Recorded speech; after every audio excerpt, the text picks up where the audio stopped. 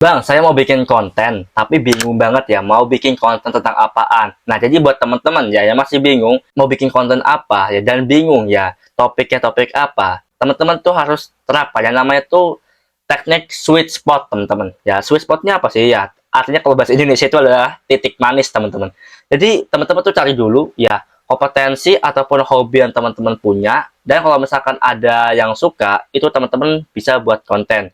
Contohnya seperti ini ya.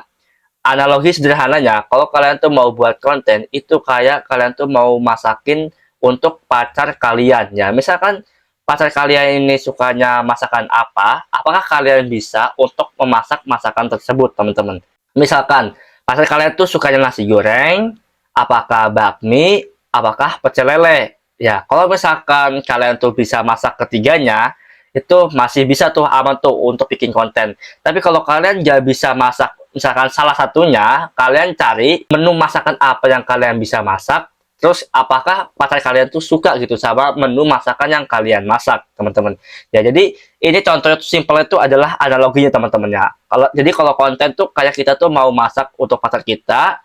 Nah, si pacar kitanya ini adalah audiens kalian, teman-teman. Ya, apakah audiens kalian ini suka sama masakan kalian atau enggak? Ya, misalkan kalau kalian tuh nggak bisa masak, ya untuk audiens kalian, cari menu yang bisa kalian masak, dan masakan yang kalian masak ini, audiens kalian juga suka sama masakan kalian. Contohnya nih, ya ini juga nih penting banget teman-teman ya, analoginya, kalau kalian misalkan punya audiens yang suka sama masakan kalian tuh pecel lele, ya pecel lele ini taruhnya di mana tempatnya? Apakah di mangkok? Apakah di piring? Apakah di gelas? Ya, kalau misalkan pecel lele yang ditaruhnya di gelas, itu konyol banget teman-teman ya. Kalau misalkan pecel lele yang ditaruh di mangkok ya, itu susah sekali untuk makannya teman-teman.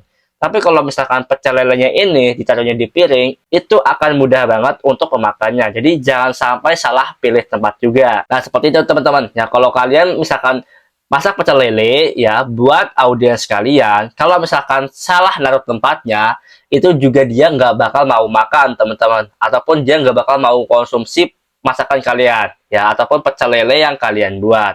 Nah, jadi ini analoginya untuk misalkan konten yang kalian buat teman-teman. Misalkan kalau kalian mau bikin konten bentuknya tuh video ya, niche-nya tuh kalian bisa pilih dulu ya, niche apa, misalkan entah itu wealth, health, atau relationship. Nah, misalkan short video atau reels ini cocoknya ditaruh di mana teman-teman?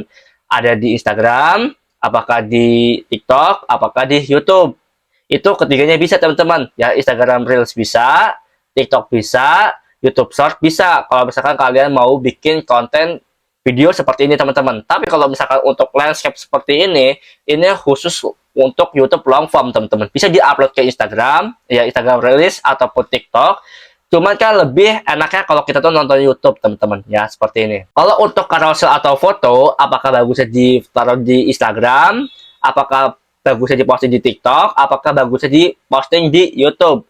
Kalau misalkan carousel foto ini teman-teman, ya mungkin aja bisa diposting di Instagram, di TikTok, tapi di YouTube itu biasanya jarang. Tapi ada beberapa orang yang kreator gede yang saya lihat itu posting juga, atau kayak misalkan dia foto itu juga diposting ke YouTube dia teman-teman. Itu masih bisa ya. Tapi kalau kalian tuh suka nulis ya ataupun membuat artikel dalam konten, nah kalian tuh jangan posting di YouTube, jangan posting di Instagram, jangan posting di TikTok. Kenapa?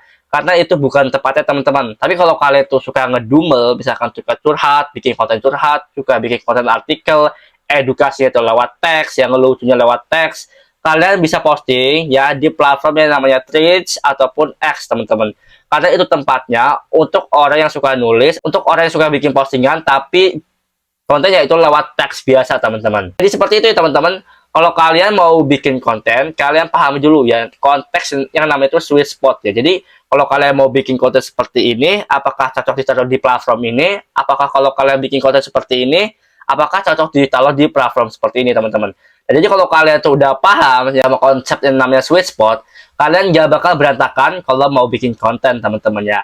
Intinya ya yang penting tuh kalian tuh pilih niche-nya benar, sama naruh kontennya juga benar ya. Jadi semoga tips seperti ini bermanfaat. Kalau teman-teman suka sama konten-konten seperti ini, silahkan untuk subscribe akun saya, like videonya, komen juga kalau teman-teman mau request video selanjutnya, dan share ke teman-teman kalian kalau misalkan konten seperti ini bermanfaat.